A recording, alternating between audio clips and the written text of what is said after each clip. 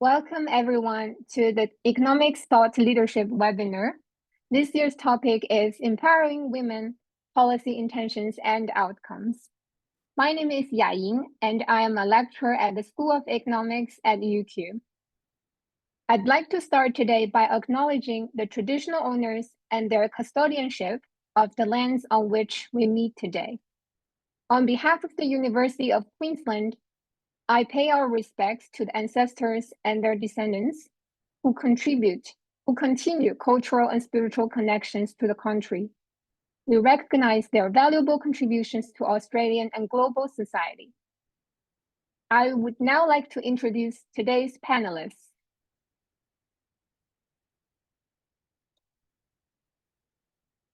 Dr. Leonora Riss is an economist who specializes in gender equality.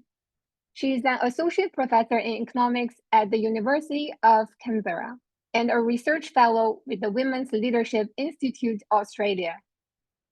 Leonora is currently an expert panel member on gender pay equity for the Fair Work Commission. She's a co-founder and former national chair of the Women in Economics Network in Australia. Leonora engages regularly with governments on evidence-based policies to close gender gaps and how to apply a gender lens to analysis and policy design through gender-responsive budgeting. She holds a PhD in economics from the University of Queensland. Dr. Silvia Griselda is an accomplished economist committed to advancing diversity and inclusion in economics. She holds a PhD in economics from the University of Melbourne and has worked at the AXA Gender Lab at Bocconi University. Currently, she serves as research manager at the E61 Institute's Education and Human Capital Unit, leading projects on the gender pay gap, childcare, labor force participation, and education policies. Her research has been published in leading academic journals and featured in The Conversation, Vox EU, AFR, and The Australian.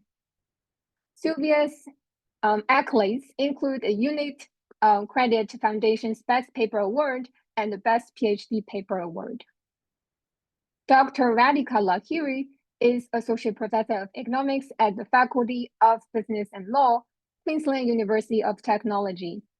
She received her PhD from the Southern Methodist University, Dallas, and has had academic appointments with that university and as well the University of Western Australia. She is Executive Director, Women in Economics Network, Queensland branch, and Associate Editor of Economic Papers and Economic Analysis and Policy. Prior to academia, Radhika held research positions with the National Institute of Public Finance and Policy and the National Council of Applied Economic Research in New Delhi. Her fields of research are macroeconomics and development economics. I would now like to welcome our first speaker, Dr. Leonora Riss. Thank you very much to UQ for hosting us for this thought leadership series on this topic of empowering women. It's wonderful to join my fellow panelists today for this topic. We only have a short amount of time, so it's a compressed opportunity to share our research and policy work with you. I'd like to offer a big picture framework for how we might navigate our economic research and policies. And this is motivated by the fact that when we're dealing with gender equality policies, as economists, we want to look at what are evidence-based approaches, what has been evaluated through analytical methods. Often in the gender equality space, there are lots of well-intentioned policy ideas and proposals. And of course, we want to be clear about what is actually backed up by the research. So what I can share with you today is a bit of a summary that pulls together what are some of the common elements of the policies that are backed up by the research, what isn't, and where are there still some answers for us to explore.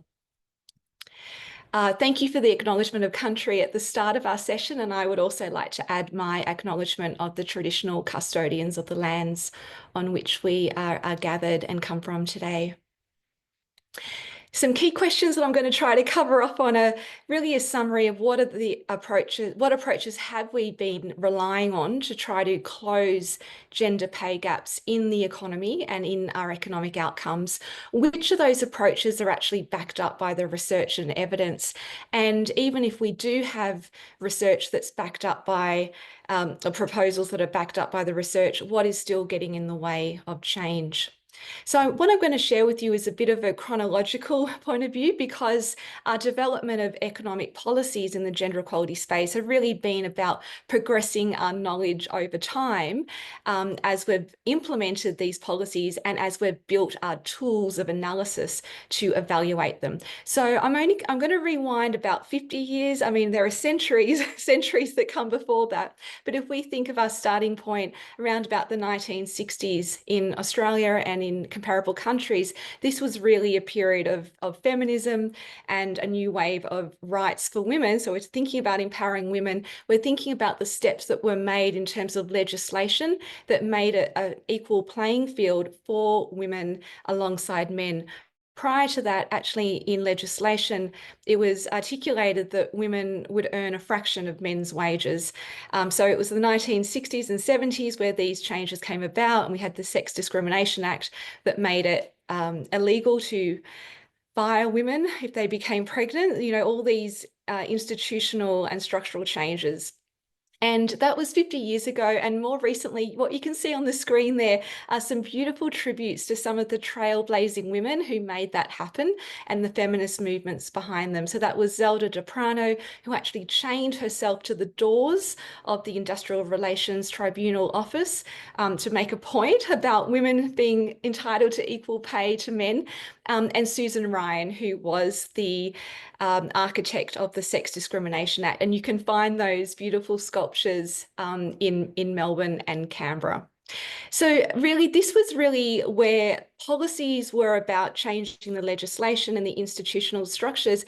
And I think what it left some people with was an impression now that we've actually solved gender inequality. And you will still hear people today say, there is no such thing as the gender pay gap because that's against the law. And they're right. It is, you know, paying women and men different rates for the same work or work of comparable value is against the law.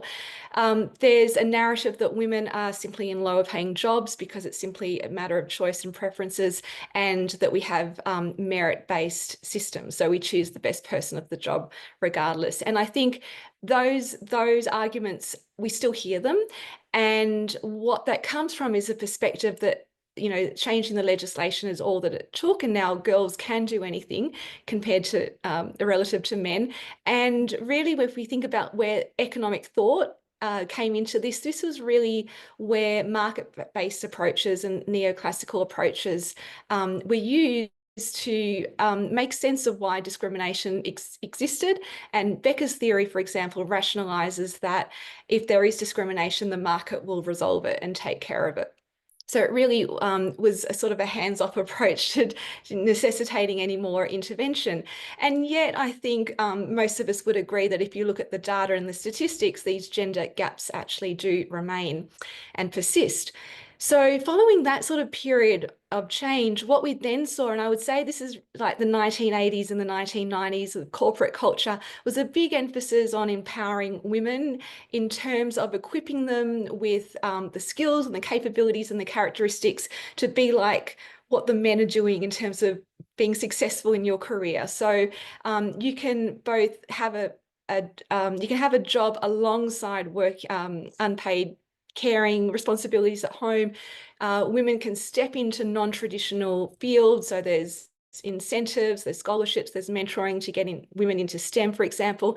And particularly in the centre here, a big emphasis on encouraging women to be more confident, to be more assertive, to be more ambitious, to act like a successful man, which really is premised on this notion that really what's explaining these gender gaps in the workplace is women themselves, and women not displaying the characteristics or taking the actions that would drive them to progress in the workplace, and things like negotiation and skills training. So it comes from an assumption that, you know, women are somehow not doing things right and we need to kind of fix the women. And that explains why we have these gender pay gaps. And so I think for economists, this is where we want to think about, you know, what drives this, what rationalizes this. And it's compatible with this human capital approach, where we think about really your experience in the workplace, your wage outcome is a function of how much you've invested in your education, or what non-cognitive and cognitive characteristics you have, and then organizational psychology, so demonstrating that you're assertive and, you know, you can demonstrate the behaviors that are rewarded. But I think what was also really what came to light after this was interrogating, does this approach actually work? And if we have a look at some of the analytical work behind that, you'll see there are lots of instances where this kind of advice to women to simply just be more confident and step into the workforce, and, you know, simply a matter of your choice, was not backed up by the evidence and the research. So you have just a handful of studies here that show that it's still an unequal playing field. So women receive fewer callbacks than men who have equal qualifications, particularly if they have children, and that's when they're trying to step into a male-dominated role, a traditionally male role. Interestingly enough, we also see the reverse of that. So you'll see men who are trying to apply for a traditionally female role will also experience fewer callbacks than women. Women who are moving into STEM, even though the numbers have been increasing, there are studies that show that their experiences are generally more hostile and negative compared to women who stay in female concentrated fields. And there's research that suggests that if you pressurize women to be more assertive and negotiate for higher pay, in some contexts, it can actually backfire. So some of the work that I've looked at that I can share with you here is an evaluation of some Australian data where I looked at this correlation between a person's level of confidence and whether or not they had a higher chance of promotion in the following year. So this advice, this well-meaning intention, women just need to be more confident. Does that advice actually work? I was really keen to figure out, well, yeah, if we improve women's confidence by a certain amount, how much will that improve their labour market outcomes? Can we get a nice number? And what I found in this research that's published in the journal there on the screen is that actually this correlation does exist. If you're a man, that there is there's evidence here that would back up that type of advice. This data would support that there is this positive correlation between your level of confidence and your probability of a promotion. But what you can see there on the screen in terms of the pink line or the purple line is that for women, that relationship flatlines. So one way to interpret this is that there's no evidence here that's consistent with that advice, that advice actually does work. And so that also leads us to really interrogating that approach to closing gender gaps and thinking about where the research and the policy focus then shifted to. So this is in more recent years, and if there's anyone on the line who works in behavioral economics, you'll be familiar with this notion of unconscious bias, implicit bias. And I think the way that was operationalized in many workplaces and continues to be operationalized is by hosting things like diversity training and trying to make people alert to the fact that even though we've tried to clean up some of these explicit biases, we still have these implicit biases, these unconscious biases that still mean that we carry these ideas of gender stereotypes. And if you break the mold in those stereotypes, there can be challenges and repercussions. So what does the research say about that? A starting point is that a lot of those diversity training initiatives actually were not subjected to evaluation. So from an economic evidence-based policy making approach, that's an essential part of good policy design, making sure that it is evaluated against its intended outcomes. They've found that some diversity training approaches can work for women who come from, say, the cultural minority, for white Anglo-Saxon women, but not for women who come from marginalised backgrounds. And this is where the intersectional gender lens is very important. And importantly, they've also found that if you don't apply these diversity training initiatives in a context where people understand the reason for it, it can actually build resentment and backlash and have worse effects. So there's a whole lot of caveats around the implied effectiveness of these types of approaches. So where does that leave us?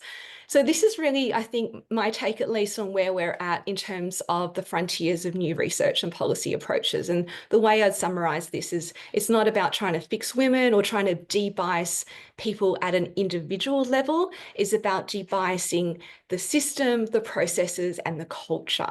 And be aware that there are hidden gender norms and biases in there that are difficult to undo person by person, but we can reshape those policies and processes. And that comes from a point of view that it's data-driven, it's looking at the system, it's built on this premise that if we have systemic sources of the problem, we need systemic solutions. It's about focusing on undoing gender norms. And even though our focus today is about empowering women, a big part of achieving gender equality in our economy is about breaking down those gender norms and gender pattern barriers for men as well. And a big part of that is how do we support more men to get into caregiving as well. In terms of looking at processes, this is a space where we've seen that it's about applying, say, a gender lens, looking at gender patterned impacts systematically in our policy making processes. So not just thinking about the conventional set of policies that we associate with women and gender equality, like childcare and maternity leave, but looking across the budget, looking across our policies and programs to look at unintended gender implications and to bring that intersectional gender lens into it, realizing that what works for some diverse community or some communities doesn't work for all diverse communities, and different and different individuals have different experiences and circumstances that affect the way that their experience in the economy. And I think if I was to summarize some of the schools of thought, and not just within economics, but in tangent with economics, really what's driving these approaches is a very deep and rich history of feminist economics. So feminist economists have long been advocating for this type of systemic cultural change, but it's long been sidelined in terms of mainstream conventional policy-making approaches in the economics discipline. We draw upon insights from sociology. And I think if we really come back to evidence-based policy, what's backed up by the data, this is one of your ultimate criteria as to what works and what doesn't. So on the screen, I don't think I've got time to go through the whole screen there, but you just get a sense of how we are being more systematic. If we want to build evidence-based ways to achieve gender equality and de-bias systems, you have to think about the current way of doing things, even though it's well-intentioned. It can have sources of implicit bias, and our research, our growing wealth of research, is identifying how to cleanse that bias from the system. So if I just pick out one, for example, here we say we assume that interviews are meritocratic and they're fair. What we've discovered actually is there's this really powerful force called affinity bias, where if you're the interviewer, you might ask a question like, so what football team do you go for? And people say, oh, the Gold Coast Titans or the Brisbane Broncos, and you've got this connection already. So you've built this unconscious attachment or favoritism towards that candidate. And if there are gender patterns or other types of demographic patterns in that, then you are actually building in implicit bias. So how do you get around that? You make sure you have objective criteria, you have structured interviews, and you have skills-based assessment tasks rather than just going by cultural fit and subjective judgment. I'll move on from that slide because I'm aware that I've got to pass on to my next panelist, but I'll just wrap up by saying, look, I think, and we can explore this a little bit more in the questions potentially, Yang, is that I think where we really need to go in terms of economic research and policy making is to be paying greater attention to why and where there is resistance to gender equality, and to listen to those reasons and not to dismiss it, because there are some very clear expressions of where people are resistant to gender equality, particularly amongst men, or equally amongst potentially from females who also put weight on traditional gender norms. And it can be perceived as discrimination and injustice against men, and those attitudes are still rather prevalent across the Australian society and community. And so I think rather than dismissing it, we need to understand why these reasons do exist. And there's some interesting research that shows that people who are less supportive and more opposed to gender equality and diversity initiatives put strong weight on traditionalism and maintaining the status quo. And we can understand that that can also provide a source of reassurance about social roles and what are acceptable social roles and sources of social identity for people. So I think that's a really important field of work to pay closer attention to. And I've wrapped up, I've got this slide here, which is sort of a bit of a summary. We think about this evolution of approaches over time. We went from looking just at explicit barriers to looking more at implicit barriers and being aware that they're still built into the system and trying to undo those gender norms. We started with systemic change, institutional change. We then kind of went into a level of looking at trying to change individual behaviour and choices. And I think we've moved back to realising that we need systemic, institutional, cultural-wide change. And I probably don't have time to go into this, but I think what's really interesting is when we dive a bit deeper to think what were the motivating reasons for initiating some of these gender equality policies. And we start with, I think in the feminist wave, a human rights case and a matter of a values-based case. But if you go back to that point in time, you realize there was also some economic forces like concerns that we had shortages of teachers and nurses, and that was a reason why we're breaking down some of those barriers to allow more women into the workforce. I think this focus on making women more confident and was very much premised on we just need more women in the workforce. And I think potentially we're moving back to a focus on values, but also thinking about safety and respect and well-being. So you have, for example, changes now to respect at work reforms that require employers to place it or to adopt a positive duty of care to prevent sexual harassment occurring in the workforce. So that's coming from a different sort of framework as to what's the underlying motive. So still an unfolding space that we can all contribute to. So that brings me to the end of my presentation, and I'm sorry I was a little bit rushed and compressed, but I think I'm really keen to pass on now, time-wise, allow enough time to our next presenter, who is Sylvia. Thank you, Sylvia. Thank you, Leonora. So I think not only Leonora's presentation was great, but I also think that it fit very well in what I'm going to present today. So today I'm going to present different barriers that women face to unlock their potential. And in particular, I'm going to show 3 different pieces of my research that shows 3 different barriers that occur at different times of women's life. The first one is when women are assessed in their educational performance. The second one is when women need to decide their educational choice and educational careers. And then third, when women are in the workplace. And I think this is very important, especially nowadays. Nowadays in Australia, we are in a period where the gap in workforce participation and the gender wage gap are among the lowest that have never been. So what you see in this graph are some data from the Australian Bureau of Statistics that shows the Australian workforce participation among women and among men. And as you see, the workforce participation for women has increased in the last 40 years, and the gap between men and women is now at the lowest. Similar for the gender wage gap. The gap in earnings is among the lowest that it has ever been in Australia. While this is very important, are we done? Not quite. Nowadays, women tend to be more educated than men, but still we see this gap. So if anything, we should see a reverse gap in favor of women.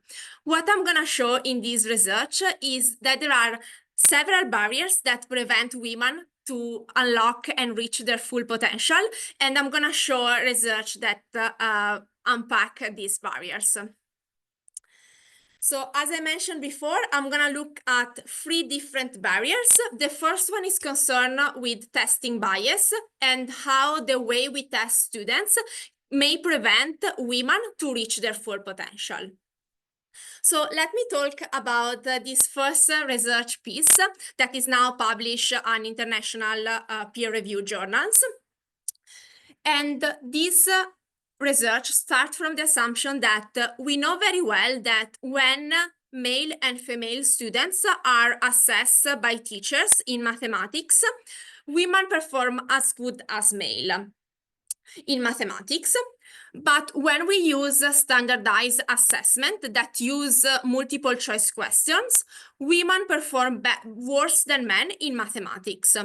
So in this research, I'm trying to understand whether the way we assess students in standardized assessment can indeed increase the gender wage gap between male and female students' performance. And this is really important because standardized assessments are widely used worldwide.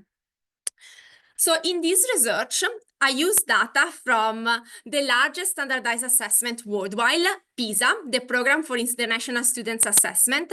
And this test is conducted by the OECD and assess every 3 years more than 500,000 15-year-old students across 60 different countries, Australia included. PISA assesses students in mathematics, reading, and science. And as I was mentioning before, PISA scores are very important because policymakers use them to understand how the Australian education system compared to those of other countries, and in general, how Australian performance has changed over time.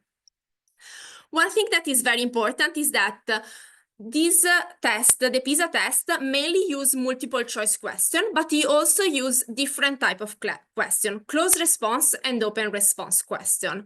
So let me tell you a little bit what are these type of question. So multiple choice question are questions where students receive a prompt, so a questions, and they are also provided with alternative answer, and the students need to pick the correct answer among the set of alternative answer.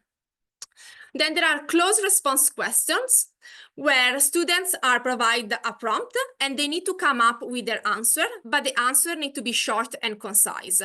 So for example, what is 2 + 2? The students will need to answer 4. And then there are open response questions where students need to provide an answer, but this answer also need to come up with the explanation on how they reach that answer. As I mentioned before, what I want to do in this research is trying to understand whether the way we test students using different type of performance affect the gender gap in mathematics performance between male and female students.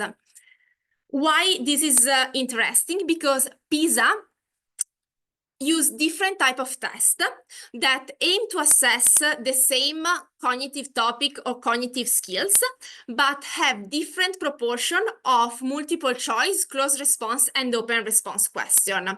So students are randomly assigned to different exam tests that have different proportion of question. What I show in this research is that indeed, the type of test that we use for students affect how they perform. So what you see in this graph is women underperformance in mathematics subject in different tests that use a different share of multiple choice question. And what you see is that in general, female perform worse than male in all the tests, but this women underperformance increase for tests that have a higher proportion of multiple choice question. Why this occur? The reason why this occur is because women tend to be less confident than male in mathematics. Therefore, when women are facing alternative answer, it takes them longer to rule out the alternative answer compared to male. Male are more secure of their answer. That's why they perform well in multiple choice question. So that's the first barriers that I show you. The second barriers I want to investigate is trying to understand why less or fewer women choose STEM subject. So STEM subjects are subjects like science, technology, engineer, and math, and usually they tend to be higher pay and higher required in the workforce. If you remember, before I told you that when we look at performance by teachers, women tend to perform as good as male in mathematics and science. Nevertheless, women are less likely to choose STEM subject. One possible reason for why this could be the case is that women tend to be much better than boys in non-STEM subjects, so in humanities subject. I want to understand whether these women greater performance in humanities subjects compared to male prevent them to choose STEM subjects. So in this case, this research is co-authored with Regissa Megalokonomou, which is a professor at Monash, and Sophocles Goulas, which work in the US. We use Greek data, and what's really important is that in Greece, students are randomly assigned to different classrooms. And I compute two measures. One is the absolute advantage, so namely how good a student is in STEM compared to non-STEM. And the second measure is a measure of comparative advantage. So how the absolute advantage of one student compared to the one of their classmates. So here you see some descriptive analysis of the performance of male and female students in Greece for different subjects. So what you see here is that women perform better than men in all subjects, but they perform much better than male. So the gap between female and male performance is much bigger in humanities subject, in this case, ancient Greek, Greek literature, and modern Greek, compared to STEM subject, algebra, chemistry, and physics. So when we need to compute the comparative advantage, so how well are students done in STEM subject compared to non-STEM subject, actually women are worse off in their comparative advantage. So this is exactly what you see in this graph here. In yellow, we have the proportion of women with different level of comparative advantage, and in blue, we have the proportion of male. And what we see is that there are much less women that have high comparative advantage in STEM compared to male. This is not because women are not good in STEM subject. Women are good in STEM subject. They are better than male, but they are much better than male in non-STEM subjects. So what I want to do is causally identifying this effect of comparative advantage on top of absolute advantage and try to understand whether this comparative advantage influence students' decision to choose a track choice. So how do I do that? I take my data and I compare two students, students A and students B. These students are exactly the same and they go to the same school. They also have the same performance in STEM and non-STEM subject. So for example, in STEM, they have a grade of 9 out of 10. And in non-STEM subject, they have a grade of 6 out of 10. So their STEM advantage is just the ratio between 9 and 6. Basically 1.5. What does that mean? These students are 50% better in STEM compared to non-STEM. These students are exactly identical in their performance. They go to the same school, but they are randomly assigned to different classrooms. This classroom have the same average performance, but because they have different peers, their STEM advantage is different and compared differently with their peers. In particular, for students A, he's the second student with the highest STEM advantage, while students B is only the third student with the highest STEM advantage. What I show in my research is that students A, even if he has exactly the same performance as student B, is more likely to choose STEM advantage. So what I show in this research is that not only performance matter, but how well you perform in STEM compared to non-STEM, compared to your peers, affect your choice to study STEM. Why this is important? Is important because, as I mentioned before, women are as good as men in STEM subject or even slightly better, but they are much better in non-STEM subject. So they have a lower advantage in STEM, which prevent them to choose STEM subject. Not only, but the effect of comparative STEM advantage is much stronger for females than male students. So I show you the first barriers when students are assessed in their performance using multiple choice question. I show you that the fact that actually women are much better than men in non-STEM subjects prevent them to enroll into STEM subjects. And then what I'm going to show you in this last part of my presentation is a project that I published together with Elise Dwyer here at E61, when we try to understand the drivers of the gender wage gap in Australia. So nowadays, the hourly gender wage gap in Australia is around 15%, which means that every hour for $1 earned by a male, a female worker earns 85 cents. What we want to understand in this project is whether this gap is driven by the fact that men and women go to work into different occupations, or rather whether this gender wage gap is driven by the fact that even once men and women enter into the same occupation, men are paying much more than women. This is very important because policymakers, in order to address the gender wage gap, they need to understand what are the drivers of this gender wage gap.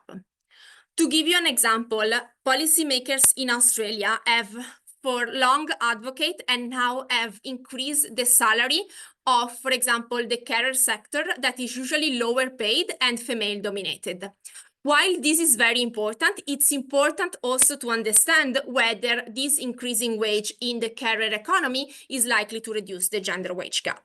And this is exactly what I'm trying to do in this research. So let me give you a couple of descriptive analyses. So what you see here is the distribution of male in blue and female in red worker across different occupations in Australia. And what you see is that, first of all, men and women work in different occupations. Men are more likely to work as STEM professional or machinery operator or laborer, while, as you may expect, women are more likely to work as nursing, teachers, and care professional. So men and women in Australia work in different occupations. We estimate that more or less 47% of women will need to change their occupation in order to have a similar distribution of men. Yet, it's not clear whether this drives the gender wage gap. Indeed, we see that men are overrepresented into high-paying professions like STEM professional, but there are also many men working in low-paying occupations like laborer or machinery operator. So the second channel that could play a role is within occupation, what is the gender wage gap?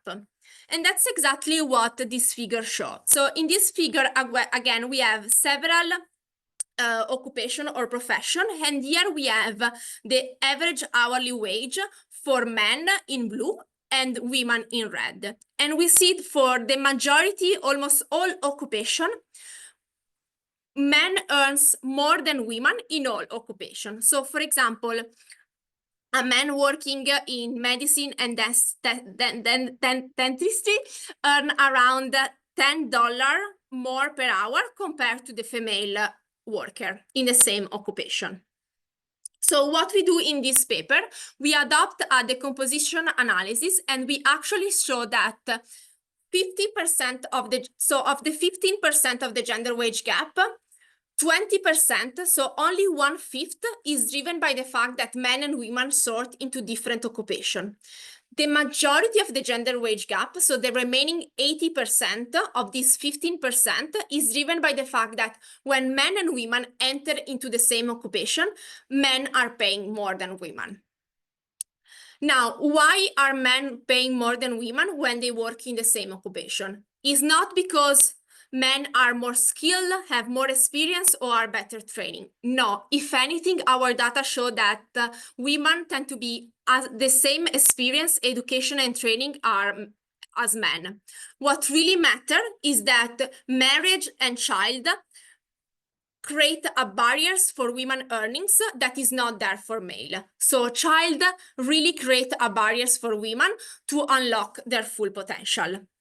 So I'm gonna finish here, and here what I really wanted to show you is that even if the gap in participation has decreased over time and the gender wage gap has decreased, there are different barriers that prevent women to unlock their full potential, and this barrier often occur even before women enter the workforce. So I'm gonna now leave the floor to the next panelist. Thank you very much to UQ for organizing this. And thanks also to Leonora and Sylvia for their very insightful presentations. As the title suggests, my talk is going to be in the context of developing countries. However, a lot of the themes that were touched upon by Leonora and Sylvia will appear or intersect with the things I'm going to be talking about. So to give you a bit of a roadmap of what I have selected for my talk, I thought that I would talk about some very large-scale interventions, policy interventions that have taken place in developing countries. Obviously, the list is very large, but I selected a few to talk about, which have been striking and popular, if you will. And so first I will talk about outcomes from reservation policies. This is in the context of, you could say, a tale of two countries, India and Rwanda. And also outcomes from some interventions that have been popular in developing economies, such as microfinance, conditional cash transfers, and financial literacy training. And on the way, I will also comment on what basically works well and why. And here is where there are a lot of intersecting themes with the previous two speakers. So let's talk about India.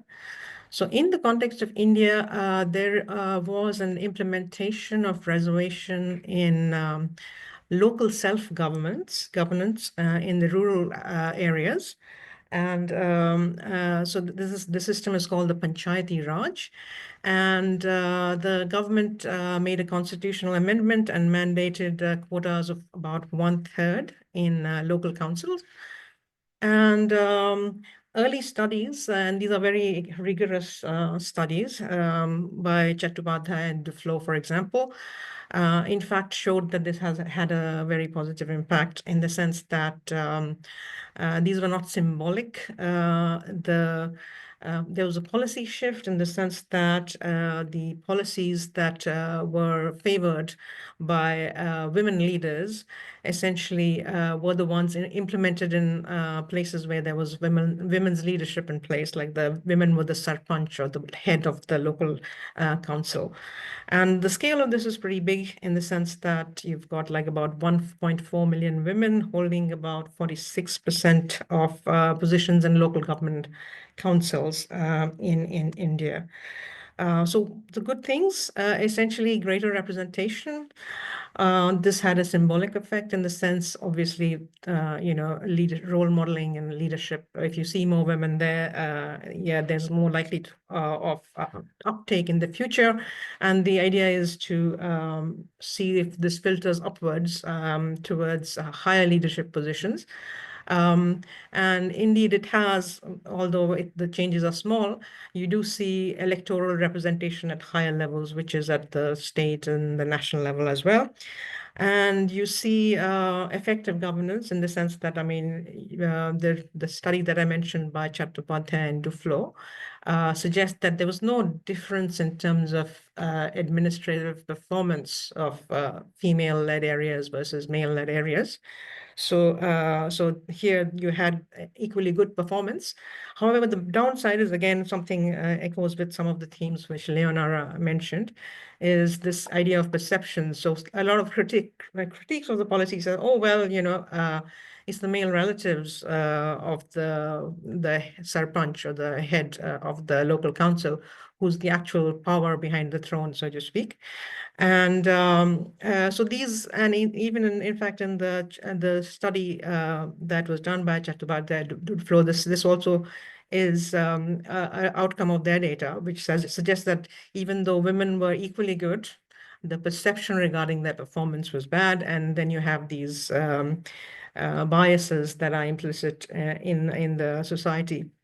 And then the other aspect here is, of course, that there were no other support mechanisms. So this policy was implemented, but there was limited training in governance for women, and the complementary reform that needs to be done, like changing the gender norms by changing the attitudes of people and ensuring that women's governance is supported.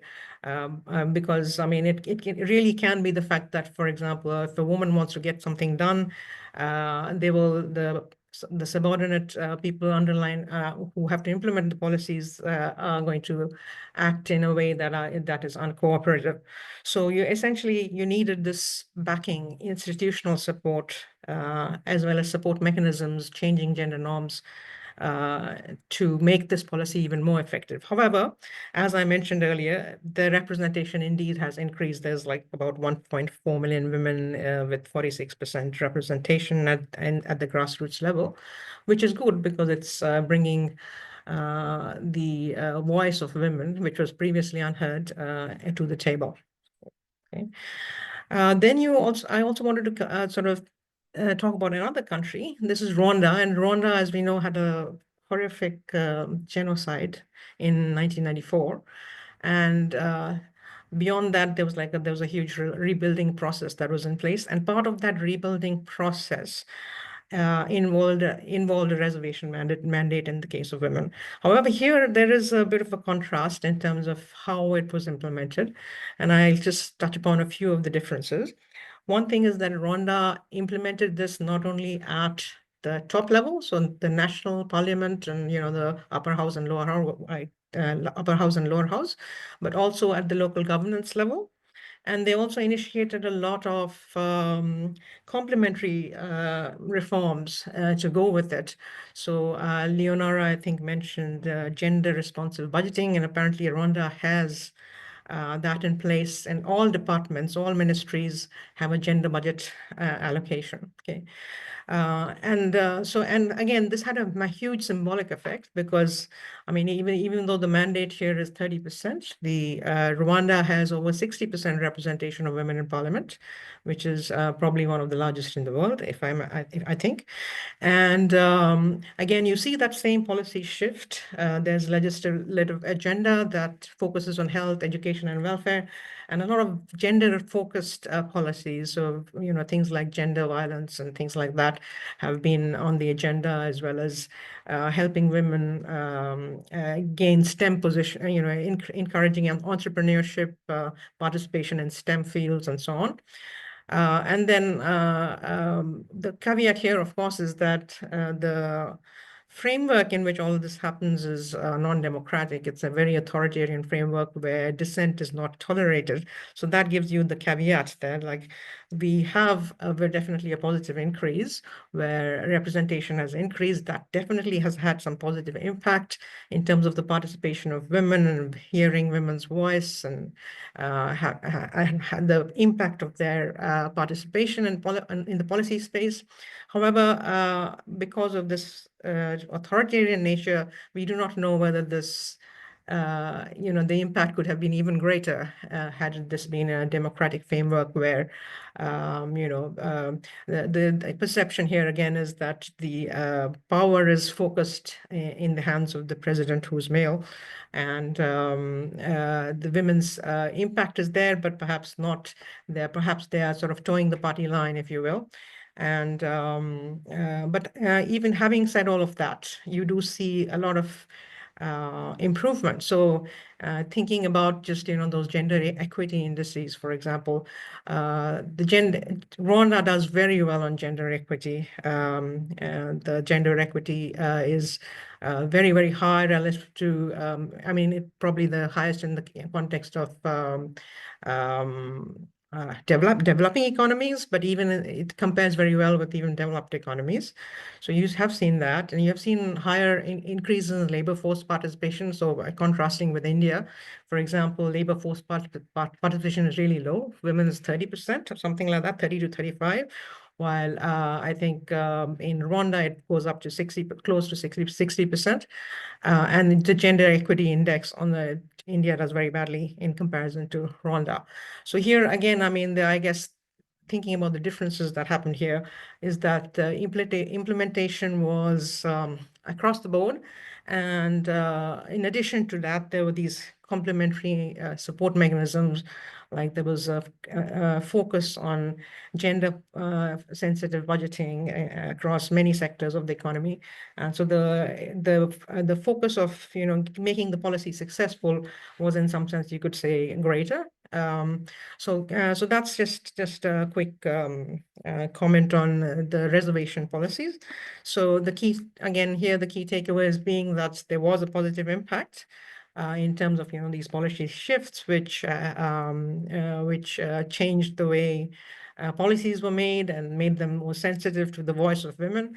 And but the gains were limited by the fact that perhaps the full potential of these gains could have been better realized if there was more support going into you know, the recognizing the gains these women have made, or changing the gender norms around them by, you know, a concerted effort in terms of raising awareness and working on like men's attitudes towards women as well. Okay, so and other initiatives, I don't know how much time I have, but I'll quickly talk about a couple of examples. Microfinance is another very popular kind of initiative that has taken place in developing countries. And particularly microfinance in developing countries is typically given to women.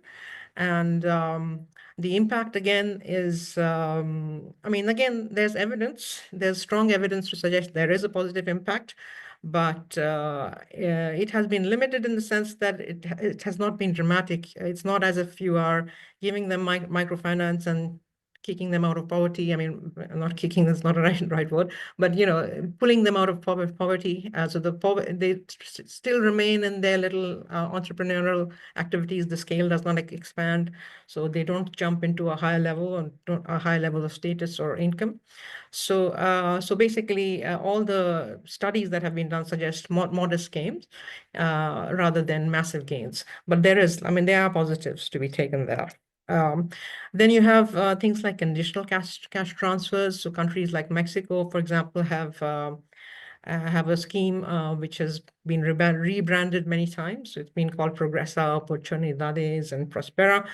It targets like female heads of households as recipients of transfers, which are conditional. So they are for children's education or health, nutrition, and things like that.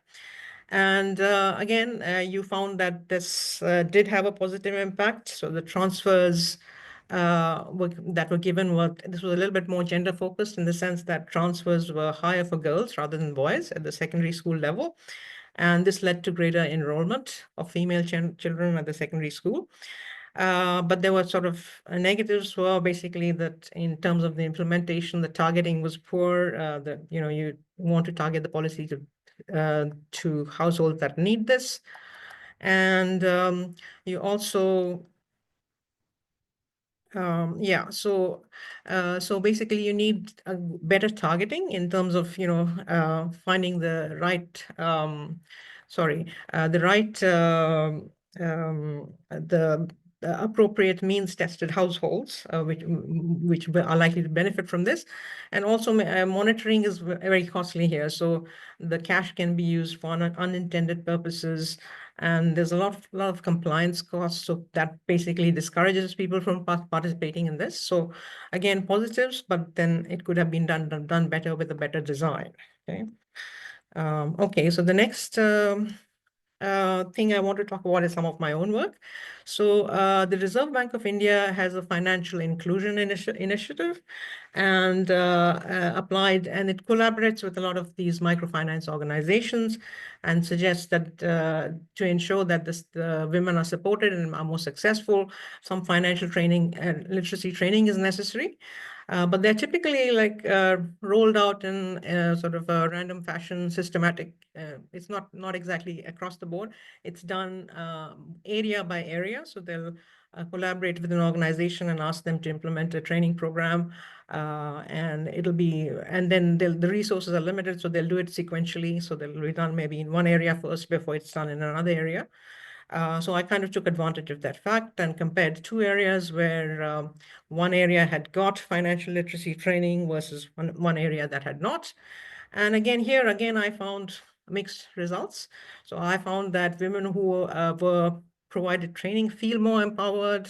They make, I guess, improvements in their financial habits, so to speak, but their financial literacy scores are not improved upon. And one takeaway that one can find from my work is that the things like long-term financial experience matters. So the fact that if they have been long-term clients of microfinance, they're actually better at financial literacy. So there's a learning by doing effect through the, I guess, policy of microfinance, if you will. So that's like a positive there. However, with financial literacy, the training is of a very one-off nature, and that really does not have much of an impact. I think the policy implication there being that you need more sustained training initiatives if you want to see a benefit in terms of improving financial literacy. Okay. So essentially, again, similar themes to what the previous speakers said. Socioeconomic conditions, cultural norms, everything makes it, the contextual heterogeneity is kind of critical in the way the impact of a policy is felt. And also the quality of implementation matters. And there's a need for complementary interventions such as, mentoring for women in leadership positions, perhaps more market access, legal reforms that help women. For example, in Rwanda, you had to a host of legal reforms that kind of changed things like property rights for women in terms of inheritance and so on. So you need complementary reforms in addition to just the policy itself. And I think pretty much, I think I'll conclude by saying that before implementing any policy, the context has to be studied very carefully, and interventions have to be tailored to local needs.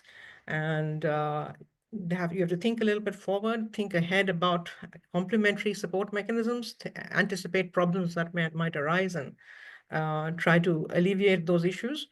And as Leonora mentioned, robust monitoring and is really, really important. You have to evaluate, and then find out what the flaws are, and then adapt the implementation strategy. So that's all that I have to say. And then over to Yaying. Thank you. Thank you for the great presentations. We now have a bit of time for Q&A. So please feel free to post your questions in the Q&A chat box, and I will direct your question to the speakers. Maybe I can start. I've got one question for Leonora. I've noticed that there has been a trend for AI usage. Do you think using AI will help de-bias the system, or it might hurt us? So what do you think? Oh, good question, Yayin.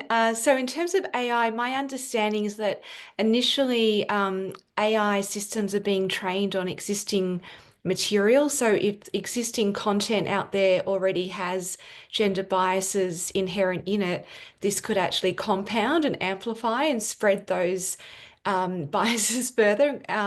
But I think here's a great case study where we can say how do we intervene to ensure that we have gender inclusion and processes for undoing that that bias. And I think it's a great example of where currently, if you look at the workforce and the composition of people who tend to be in the AI companies, it's very male concentrated. I did some work on looking at cybersecurity, which is, I guess, somewhat similar. We looked at computer science, and we're talking about women making up, less than 20% of people studying and working in that field. So if you don't have gender representation amongst the thinkers and the people who are analyzing these programs and developing this software and also setting up the regulatory architecture around it, then how are you going to short circuit those existing biases? So I think it's possible to de-bias, but you have to be preemptive rather than waiting for the gender biases to race away and try to catch up and chase them down and undo them. Thank you for the great answers. It seems we do not have any questions from the chat box yet. And since we're a little bit over time, let's give a big thank you to our three speakers for sharing such invaluable insights on empowering women from economic research to real-world policies. And thanks to everyone who is attending. I hope you can find the seminar helpful and inspiring, and have a great rest of your week. Thank you. Thank you.